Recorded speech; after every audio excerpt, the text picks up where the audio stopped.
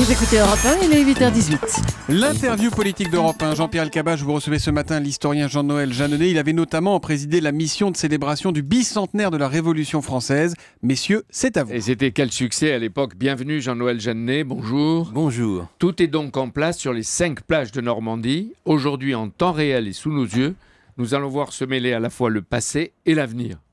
C'est ce qu'on appelle une commémoration, effectivement. Et on va voir à la fois ce qui symbolise à travers l'action de leur peuple et de leurs armées à l'époque, et en même temps ceux qui peuvent contribuer à construire l'avenir. On en parle dans un instant. Mais il y a 2 symboliques. La présence des Allemands depuis 2004, et c'était le chancelier Schröder qui avait lancé cette idée que les Allemands devaient être présents. Oui, en 1994, le chancelier Kohl avait dit à François Mitterrand qu'il ne souhaitait pas être présent. Il y avait eu tant de morts allemands. Dans ce que vous dites, je vois un aspect très important de toutes les commémorations, c'est la rencontre entre différentes allures de l'histoire. Il y a d'abord l'événement, tel que nous pouvons le comprendre, et puis il y a les questions nouvelles que nous nous posons, au rythme plus immédiat de notre actualité, parce que chaque génération recommence ses interrogations en direction du passé. C'est tout naturel, il ne faut ni s'en étonner, ni s'en indigner, mais cette rencontre-là est passionnante à considérer. Et chaque fois, le présent peut s'inventer avec des surprises et de l'imprévu. Bien sûr, puisque vous évoquez 1989, je vais vous faire une confidence, nous n'avions pas organisé ni prévu la chute du mur cette même année. Et pourtant, quelle coïncidence, quelle rencontre. Vous l'aviez organisé. J'ai dit une double symbolique, et c'est pour la première fois, il y a un président russe sur les plages de Normandie, en hommage aux combattants de l'armée rouge qui se battaient sur le front de l'Est. Oui, cela nous aide, je crois, à avoir sur ce qui s'est passé à l'époque un regard plus équilibré. Naturellement, nous sommes tout à fait attentifs à ce qui s'est passé sur les plages, et ce moment-là le mérite absolument. Il n'empêche que le front de l'Est a compté davantage, l'opération Bagration, l'offensive de Staline et des siens a compté davantage pour la chute du nazisme et aussi également du fascisme. Il faut voir que l'Allemagne se bat sur 3 fronts, on l'a parfois oublié.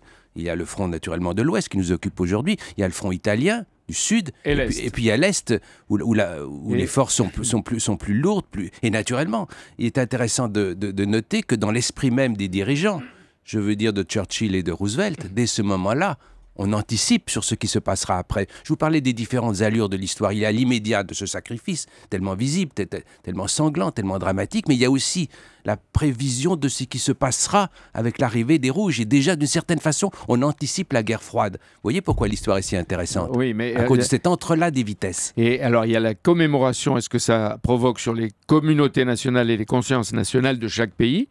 Oui. En même temps, peut-être la solidarité, ça peut renforcer l'Europe, par exemple. Et en même temps, on voit bien que la priorité reste les intérêts nationaux. Bien sûr. Après tout, les Américains ne sont entrés en guerre que lorsqu'ils se sont trouvés attaqués à l'improviste par les Japonais à Pearl Harbor. Et même à ce moment-là, pour les Américains, le front du Pacifique est au moins aussi important que le front occidental. Jean-Noël Jeanneney, la météo a toujours eu un rôle important pour l'opération elle-même, maintenue par le général Eisenhower, parce qu'il y avait des tempêtes. Plus tard, quand François Mitterrand a donné de l'éclat à ces cérémonies, même si aujourd'hui il fait plutôt beau, il y a un temps radieux, en 1994, devant la reine Elisabeth, le président Bill Clinton, il faisait froid, très froid, le vent soufflait sur les drapeaux. Et voici à quoi pensait François Mitterrand sur les plages et ce qu'il m'avait confié. J'ai trouvé que la cérémonie américaine, avec l'Amérique, les États-Unis, de Utah Beach, la première, c'est celle qui avait le plus de force. Et ensuite, je garde l'image de la lumière, la belle, la tendre lumière du soir, pour les cérémonies canadiennes et polonaises. Ce contraste était très émouvant. Et c'était beau. J'étais là devant ces plages où tous ces gens étaient morts, ou avaient pris le risque de la mort en le sachant. Vous pensiez... Et je pensais en même temps qu'il aurait suffi d'une ou 2 divisions cuirassées allemandes de plus dans la région, sur 70 km.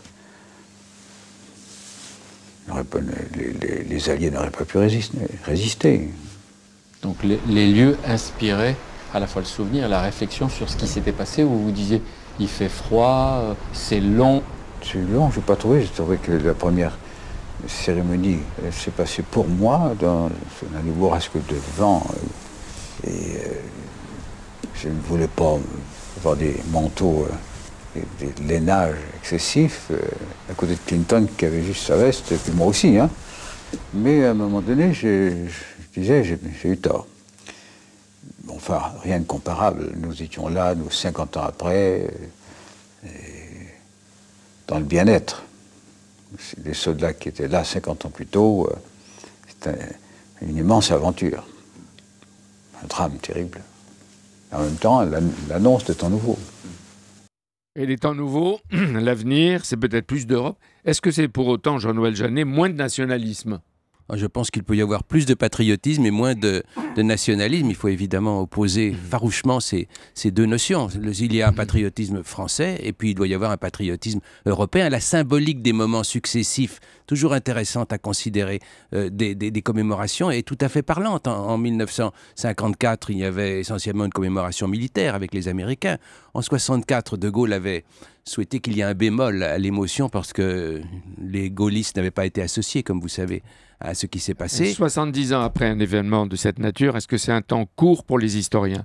Aujourd'hui, on a l'impression qu'on étudie davantage et mieux les victimes civiles et les destructions de Normandie, et peut-être aussi le sort du million de prisonniers allemands après la libération, qui sont restés 4 ans en France. L'histoire doit s'écrire à mesure, à chaque moment, et elle évolue. Non pas que les faits soient propres à changer, mais parce que nos questions, notre regard évolue. Et nos questions d'aujourd'hui, marquées par l'actualité décennale et l'actualité immédiate, forcément, nous voyons les choses différemment. L'actualité, c'est le deuxième intérêt de ce 6 juin 2014, ce sont les rendez-vous prévus, et puis les rencontres improvisées ou faussement improvisées.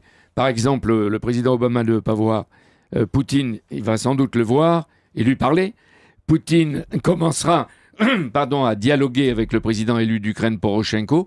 C'est-à-dire qu'il y a toujours de l'improvisation et de l'imprévu qui apporte sa dimension et peut-être sa force nouvelle. Ce qui confirme que l'histoire est rudement utile, puisqu'elle apporte cet imprévu et qu'elle peut créer des moments où les sensibilités viennent se combiner avec les calculs les plus froids.